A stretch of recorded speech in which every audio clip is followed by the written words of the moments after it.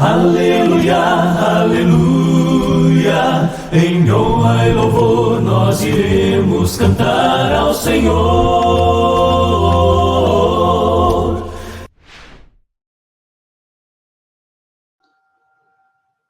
Olá pessoal, Edivaldo mais uma vez, estamos juntos para dar continuidade ao nosso curso. Terminamos a parte 3 da nossa lição e quero incentivar você a assistir à próxima parte, para que nós possamos continuar crescendo juntos na graça e no conhecimento do nosso amado Jesus.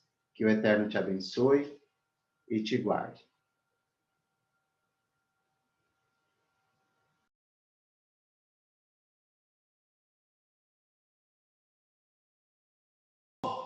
As orações também faz parte, vamos dizer assim,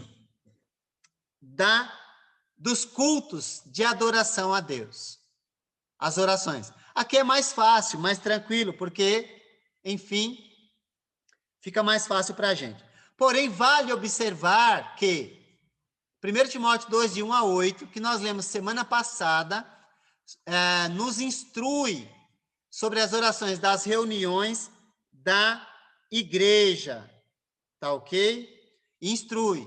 E nós sabemos que esse momento de instrução, as orações, elas são feitas pelos homens e não pelas irmãs, no contexto de culto público. As razões são muito simples. Você lembra quais são as razões? Lembra? Alguém lembra? Por que que em 1 Timóteo, nós lemos semana passada, se você não lembrar, aí a gente lê de novo, mas eu não tinha intenção de ler, pelo menos por enquanto. Você lembra quais são as razões que Paulo deu para dizer, olha, quero, portanto, que os homens orem em todo lugar, levantando mãos santas, sem ira e sem discussões. Qual foi a razão que Paulo deu essa instrução? Ou quais as razões? Alguém lembra? Quem lembrar, escreve aí. Vamos ver se você vai lembrar. Senão a gente abre e lê de novo, tá? A gente abre e lê de novo. Para que todos sejam salvos e venham a conhecer a verdade.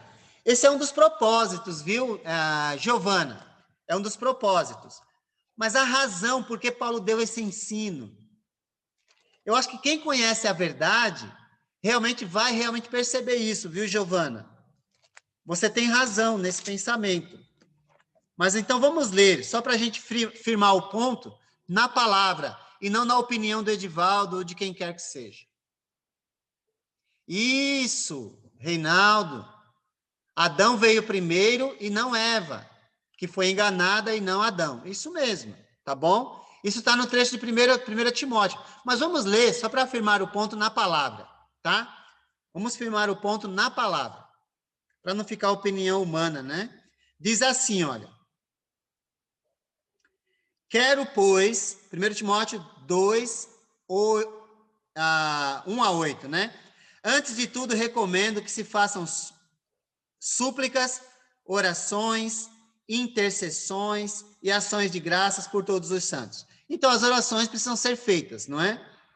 Pelos reis e por todos os que exercem autoridade, para que tenhamos uma vida tranquila, pacífica, com toda a piedade e dignidade. Isso é bom e agradável perante Deus, nosso Salvador, que deseja que todos os homens sejam salvos e cheguem ao conhecimento da verdade.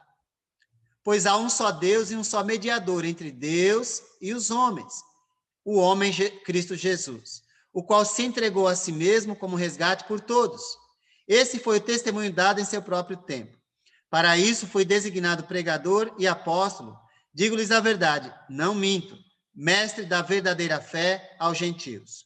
Quero, pois, que os homens orem em todo lugar, levantando mãos santas, sem ira e sem discussões. Da mesma forma, continuando a leitura, quero que as mulheres se vistam modestamente, com decência e discrição, não se adornando com tranças ou com ouro, nem com pérolas ou com roupas caras, mas com boas obras, como convém a mulheres que declaram adorar a Deus. A mulher deve aprender em silêncio com toda a sujeição. Não permito que a mulher ensine, nem que exerça autoridade de homem. Esteja, porém, em silêncio.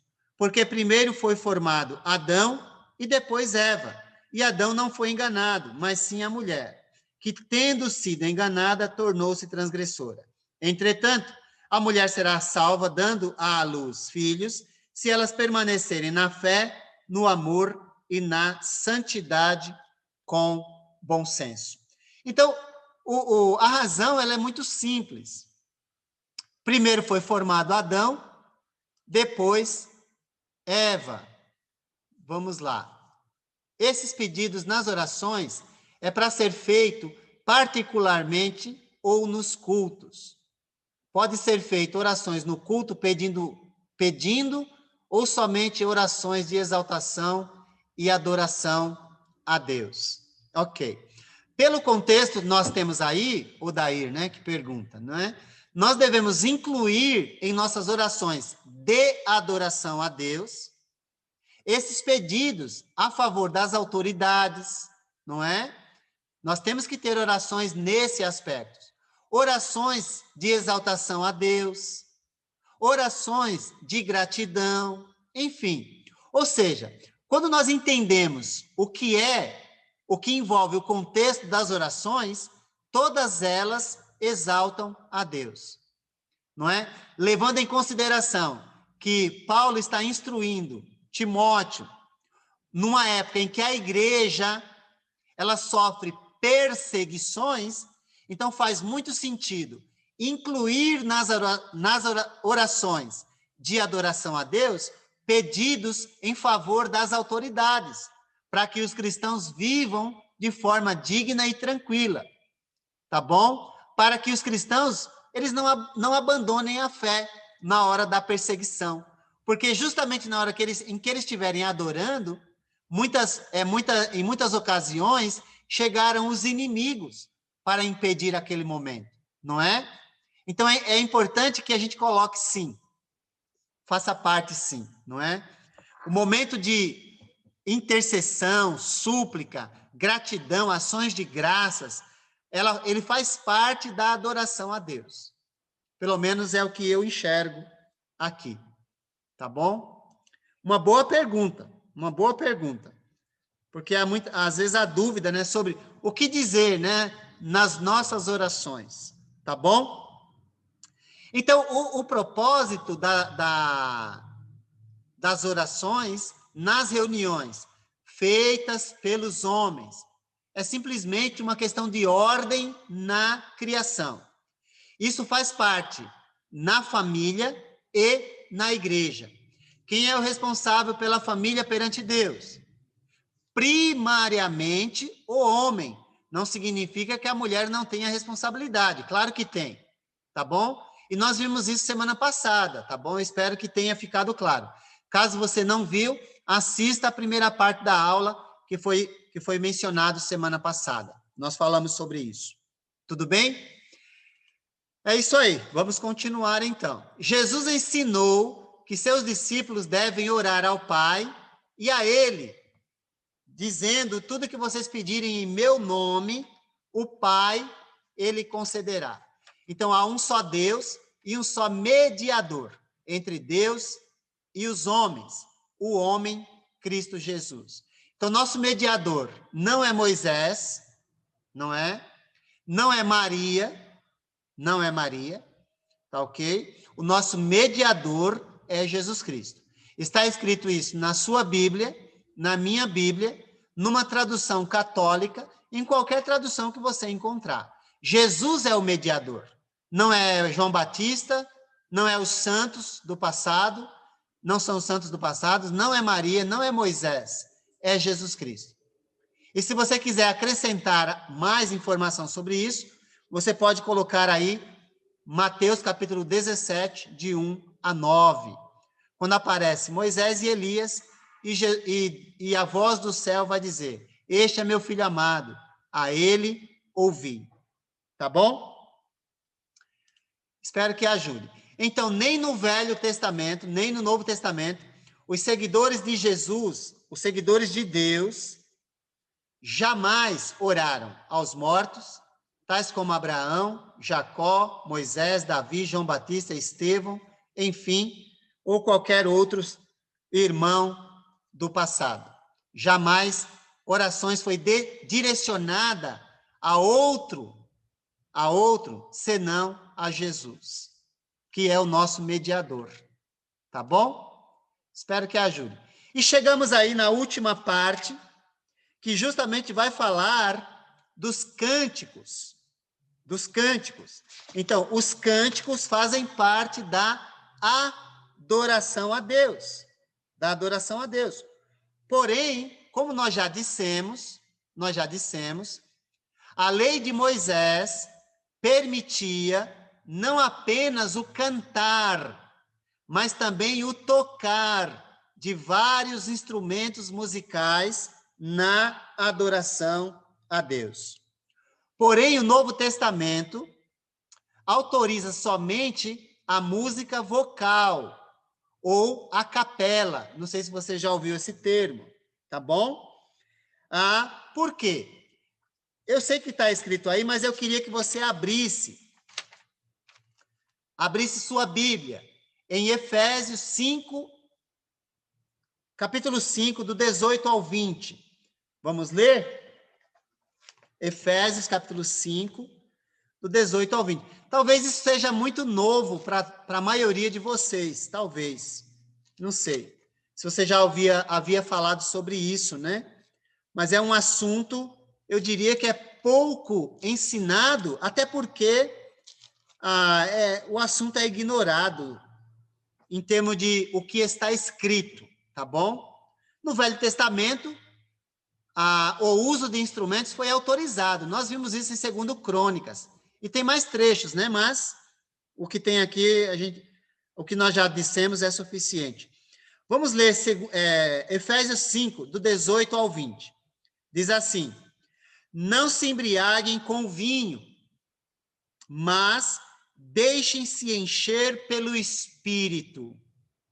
Aí a pergunta é, como se faz para se encher do Espírito? Olha, aí ele diz, falando entre si com salmos, hinos e cânticos espirituais, cantando e louvando de coração ao Senhor, dando graças constantemente a Deus Pai por todas as coisas, em nome de nosso Senhor Jesus Cristo.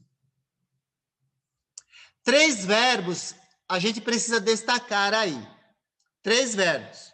Quais são os verbos? Ele diz cantando, ou melhor, falando, cantando e louvando. Em nenhum lugar você vai encontrar cantando e tocando, como no Velho Testamento, onde você tem essa associação. E por que o Velho Testamento faz essa associação? Porque o louvor com o acompanhamento no templo, era sempre acompanhado do sacrifício físico. Porém, a nossa adoração, ela é espiritual. Então, não tem essa associação física. Tá ok? Só para você entender um pouco mais. É um assunto, eu diria, pouco tratado, e talvez para alguns devem estar, professor, eu nunca ouvi falar sobre isso, será que está certo? Bom, aí você vai ter que pesquisar, eu diria, na sua Bíblia, onde se diz ou se faz associação no culto de adoração a Deus do louvor com o uso de instrumentos musicais. Você não vai encontrar, tá bom? Mas os 3 verbos, cantando ou falando e louvando, eles devem ser destacados. Vira um pouquinho mais e vai para Colossenses. Colossenses 3, 15 e 16. Eu vou ler até o 17 também. Diz assim, que a paz de Cristo seja o juiz em seu coração, visto que vocês foram chamados para viver em paz, como membros de um só corpo. E sejam agradecidos. Habite ricamente em vocês a palavra de Cristo. Ensinem e aconselhem-se uns aos outros com toda a sabedoria.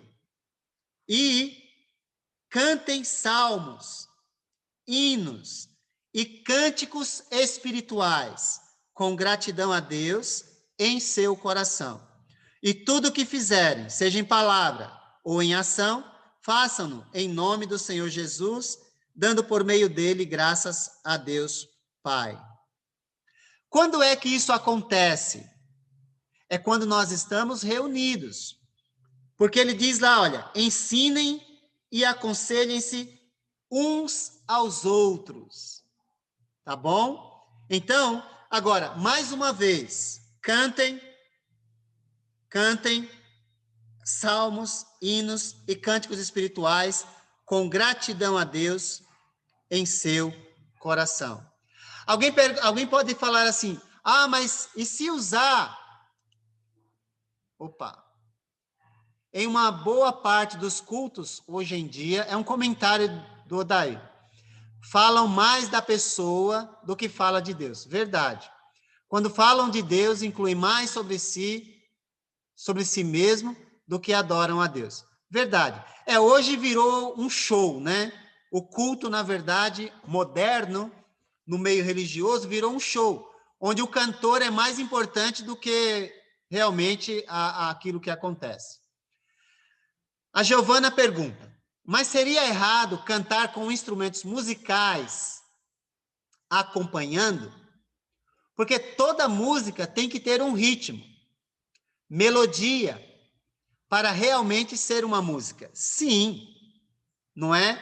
Mas não necessariamente as notas musicais requerem os instrumentos, não é? Tá bom? São duas coisas distintas, não é? Você pode ter música instrumental só tocada, né? Mas você pode também ter música somente cantada, não é? Enfim, então é possível. Agora, o que eu gostaria que vocês frisassem ou observassem é que não há essa associação no Novo Testamento, tá ok? Abre em Hebreus 13:15 agora, só para você dar uma olhadinha. Tá bom, Giovana? Hebreus 13:15.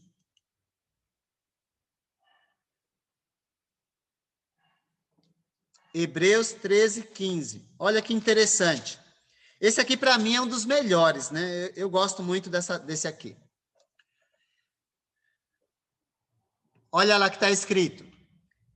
Por meio de Jesus, portanto, ofereçamos continuamente. Aqui traz uma coisa que nos deixa perplexo, né? Porque diz continuamente, constantemente, a Deus um sacrifício de louvor.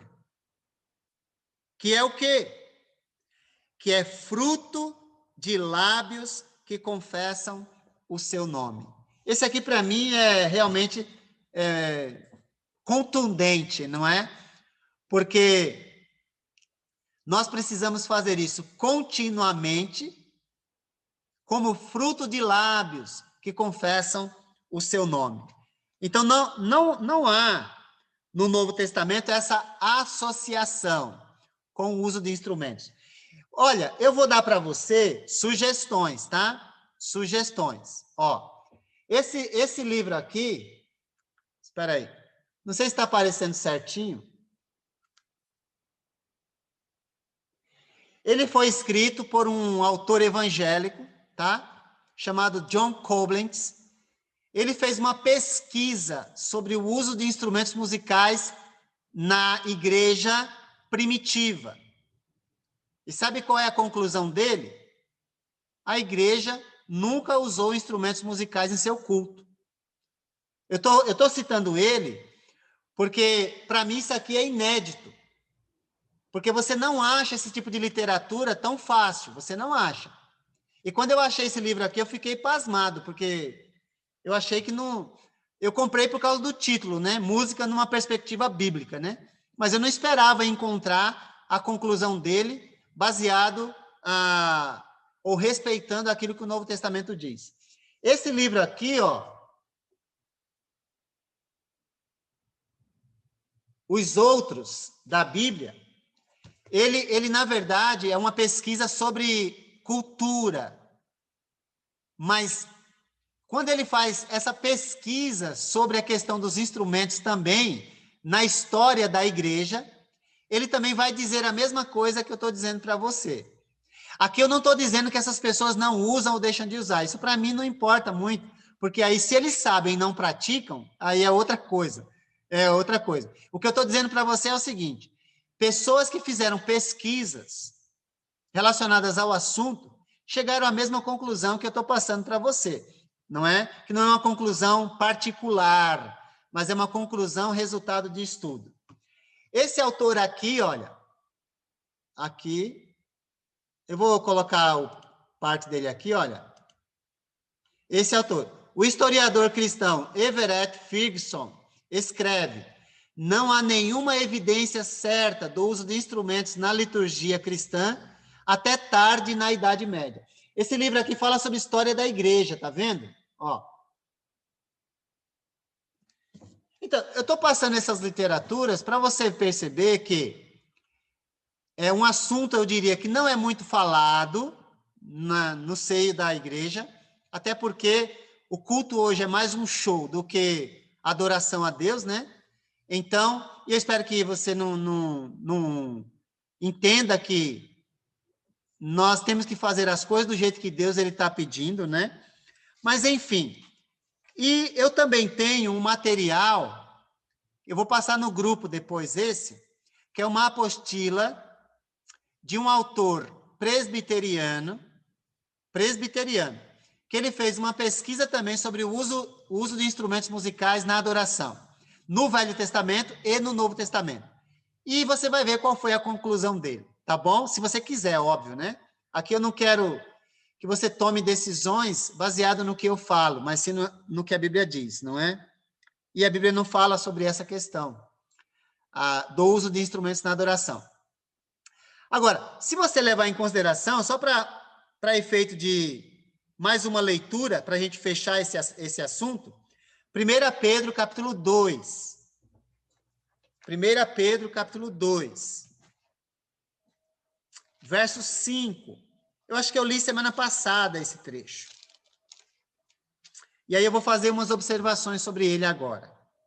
Ok? 2,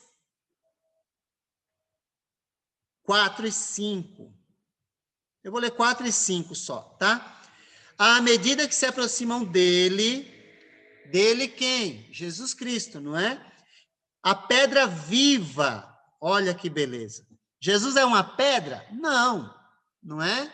Não é uma pedra, não é literal, mas é uma figura de linguagem para falar sobre onde a igreja deve estar edificada, tá bom? Rejeitada pelos homens, mas escolhida por Deus e preciosa para Ele. Vocês também, olha que beleza, estão sendo utilizados como pedras vivas na edificação de uma casa espiritual para serem sacerdócio santo, oferecendo sacrifícios espirituais aceitáveis a Deus por meio de Jesus Cristo. Vamos lá, então. Vamos lá. No Velho Testamento, você tem um templo físico, não tem? No Novo Testamento, você não tem templo físico. Quem é o templo? Somos nós. Tá bom? No Antigo Testamento, você tem um sacerdócio físico. Você tem. No Novo Testamento, o sacerdócio é espiritual. Quem são os sacerdotes? Somos nós, todos nós. No Velho Testamento é só uma tribo, a tribo de Levi. Acabou aquilo. Acabou, não tem mais. Agora é espiritual. Tudo bem? Você tem no Velho Testamento um sacrifício físico que é feito na adoração, nos momentos de adoração. Hoje você não tem mais. O sacrifício, ele é espiritual. E o sacrifício acompanha a adoração física por meio dos instrumentos. Você pode ler o livro de Levítico, ler Salmos, que você vai ver isso. No Novo Testamento, você não tem, é espiritual, o instrumento a ser usado é o coração. É o coração. Tá bom? E você tem, no Novo Testamento, o sumo sacerdote conduzindo tudo. Quem é? O nosso amado Jesus. Nós já lemos Hebreus 8 e vimos sobre isso. Tá bom? Então, eu espero que ajude você a refletir. A ideia aqui, nossa, é oferecer subsídio para você refletir e tomar decisões baseadas na palavra e não naquilo que simplesmente você está ouvindo. Tá bom? E não transmita o que você ouve sem ter convicção de que é o que está escrito. Eu não vi a pergunta da Marta. Eu vou voltar aqui. Obrigado por lembrar, Danilo. Marta pergunta aqui. Eu não vi, tá bom? Muito obrigado aí por me observar, porque eu não tinha percebido. O que você acha da prática de pastoras que hoje vimos por aí? A tendência de hoje é ter mais e mais mulheres como pastoras, né? Nós vimos semana passada um pouco sobre isso, né? Tá bom? Na primeira parte da aula, nós falamos um pouquinho sobre isso, sobre o papel da mulher. O papel da mulher, tá bom? Então, mas vamos para responder a pergunta. 1 Timóteo, capítulo 2, verso 8, ele diz, nós já lemos, né? Então fica mais fácil. Quero, pois, que os homens orem em todo lugar, levantando mão santa, sem ira, sem discussões. A palavra para homem lá, nós vimos semana passada, que é uma palavra estritamente para pessoas do sexo masculino. Tá bom? Aí alguém fala assim, mas em Gálatas 3, diz que todos são iguais. Sim, e Deus não está fazendo diferença nenhuma entre homem e mulher. Ele não está fazendo diferença. São todos iguais. Mas iguais em que sentido? Em valor e não em funções. A função do homem na igreja é uma, da mulher é outra. E eu ainda falei na semana passada que o fato de você escolher para presidente, se for um homem, o eleito é um homem. Porque ele foi eleito presidente, a mulher dele também é presidenta? Não, a gente sabe que não. Assim também no pastoreio da igreja, tudo bem? Os homens são escolhidos para pastorear. A mulher é sua auxiliadora no pastoreio. Mas ela não é chamada de pastora em nenhum lugar no Novo Testamento. Tá bom? E as qualificações não é possível que a mulher preencha.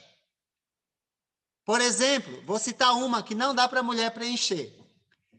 É requerido do homem que vai pastorear, e não é um só, a gente viu semana passada, então não vou mais voltar, né? Não pode ser um, mas falando quando ele é escolhido. O homem é requerido dele a qualificação de que ele precisa ser marido de uma só mulher. A mulher não tem como preencher essa característica. Deu para entender? Não é requerido dela isso, porque na verdade não é ela que vai exercer essa função primordial. Agora, isso a coloca numa posição inferior? Não, gente. Nós já falamos sobre essa questão. Homem e mulher são iguais perante Deus, mas têm funções diferentes. Nós já falamos isso. tanto na família como na igreja. Tá bom? E a função das irmãs, por exemplo, como mestras do bem, ela existe. Professoras do bem, está lá em Tito, não é? 2, 3 a 5. Mas as irmãs, elas devem ensinar outras irmãs. Mas no culto de adoração, os homens são responsáveis por conduzir. Tá bom? Está fazendo sentido isso, baseado no que nós já vimos, no que nós já falamos? Então, essa função de pastora é algo que vai além do que está escrito na Bíblia, especialmente aí no Novo Testamento, tá bom? Com isso, não quer dizer que a mulher não pode ensinar. Claro que pode. Ela pode ensinar as outras mulheres. Isso ficou bem claro quando nós lemos Tito. As mulheres mais novas, ou melhor, as mulheres mais velhas, ensinam as mais novas. A palavra diaconisa, em Romanos 16, que a linguagem de hoje translitera dessa maneira, também não faz sentido, porque, na verdade, a Febe, ela era uma serva da igreja em Cencreia.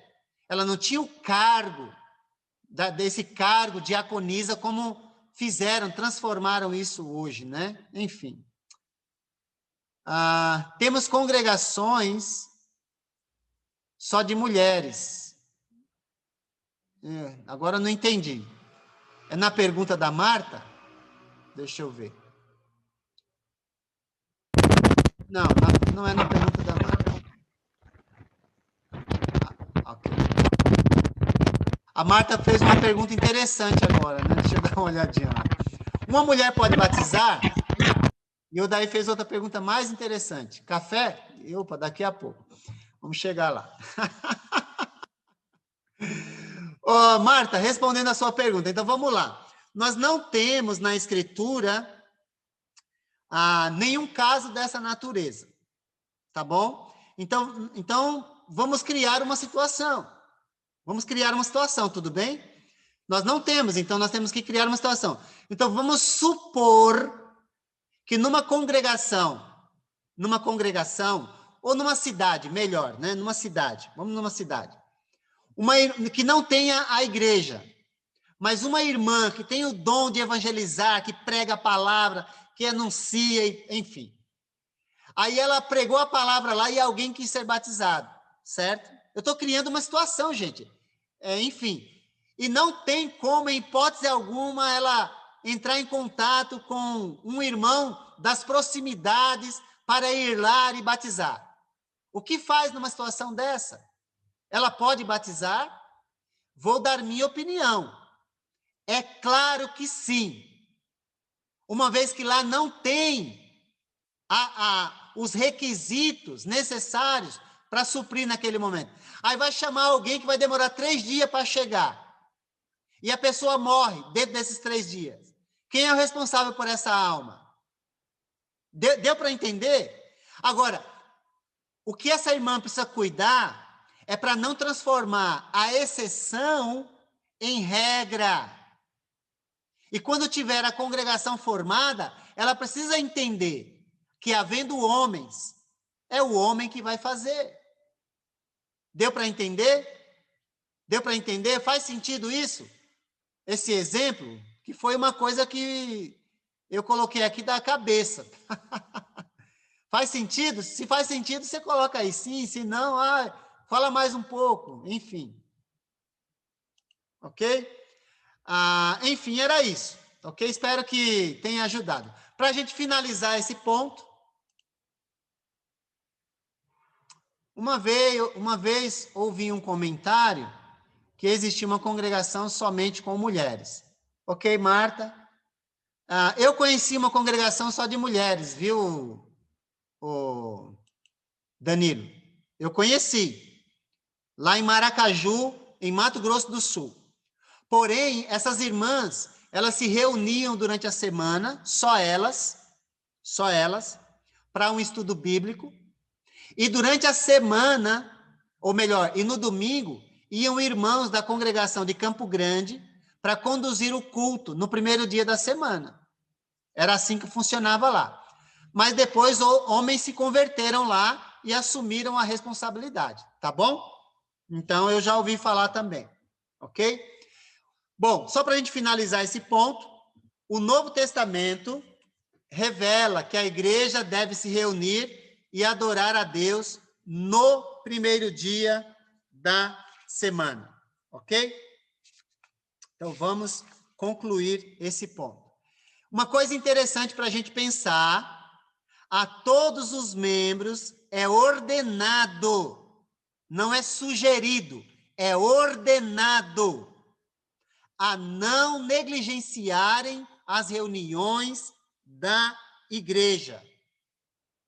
Onde é que está isso? Hebreus capítulo 10, verso 25. Tem na sua lição. Cabe a você ler.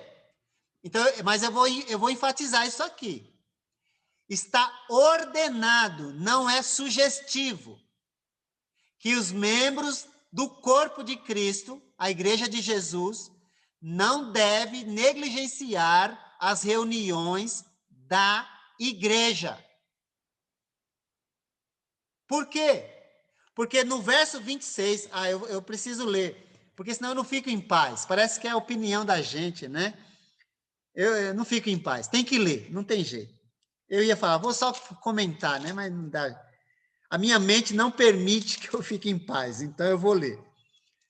Hebreus capítulo 10, verso 25, diz assim: não deixemos, então não é sugestão, é ordem, é imperativo, de reunir-nos como igreja, segundo o costume de alguns, mas procuremos encorajar-nos uns aos outros, ainda mais quando vocês veem que se aproxima o dia. Agora, olha o 26, para você ver a seriedade da negligência. Se continuarmos a pecar deliberadamente, depois que recebemos o conhecimento da verdade, já não resta sacrifício pelos pecados, mas tão somente uma terrível expectativa de juízo e fogo intenso que consumirá os inimigos de Deus. Qual é o pecado? A negligência de deixar a reunião de adoração a Deus, o culto, a comunhão em segundo plano, tá bom? Então, se você não quer cair nesse pecado, coloque o primeiro dia da semana como prioridade em sua agenda para adoração a Deus. Bom, eu espero que ajude. Hebreus 10, 25 ordena, já falei. Eu li, espero que você tenha acompanhado na Bíblia, né? O dia da reunião de adoração era o primeiro dia da semana, o dia do Senhor, é chamado, né, o dia do Senhor. Neste dia, Jesus foi ressuscitado, tá bom? Neste mesmo dia, Jesus apareceu aos apóstolos sem a presença de Tomé. Depois de 8 dias, ou no próximo primeiro dia da semana, apareceu segunda vez aos apóstolos com a presença de Tomé. No primeiro dia da semana, a igreja de Troade se reuniu para partir o pão. Nós falamos sobre isso, não é? E Paulo ordenou às igrejas da Galácia e de Corinto a fazer coleta para o povo de Deus no primeiro dia da semana. Assim concluímos. Debaixo do evangelho de Cristo, o cristão não guarda o primeiro dia da semana, mas ele tem como prioridade. Obrigado, Giovana, por lembrar. Eu vou colocar também, da chamada virtual. Boa. Paulo repreendeu os Gálatas por observarem dias especiais, ocasiões específicas e anos. Paulo repreendeu, tá bom? Nós não guardamos dia, mas temos como prioridade o dia que Deus separou para nós nos reunirmos e lembrar do sacrifício de Jesus. Em Romanos 14, de 4 a 6, ele trata, Paulo, do assunto da consideração da consideração de dias especiais, né? Como algo não mandado por Deus, mas dependente da convicção de cada um. Todos os dias são santos, Paulo falou, não é? Todos os dias. Mas para nós, o primeiro dia da semana, ele tem uma característica especial, porque é quando lembramos do sacrifício de Jesus, da ceia do Senhor. Tá bom? O Novo Testamento dá a entender que todos os dias são igualmente santos, já falamos. Devemos nos lembrar que o primeiro dia da semana é o dia da ressurreição de Cristo, já falamos também, e o dia dos cultos da igreja, quando observamos a ceia do Senhor, motivo pelo qual nos reunimos.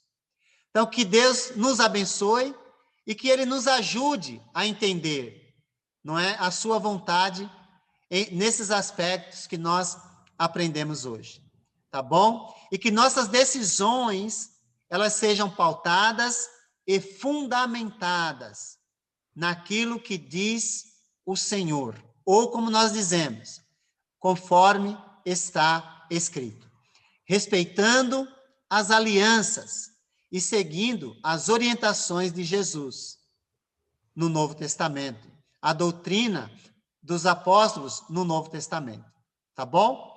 Que Deus abençoe você.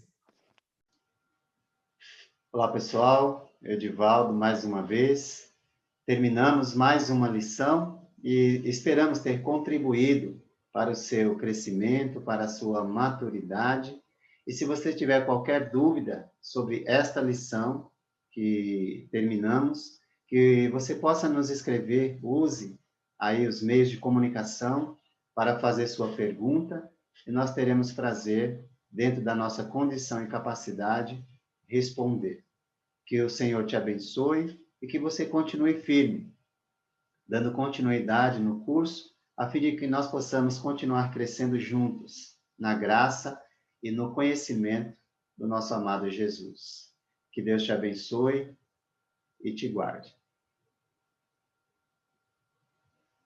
Aleluia, aleluia, em honra e louvor nós iremos cantar ao Senhor.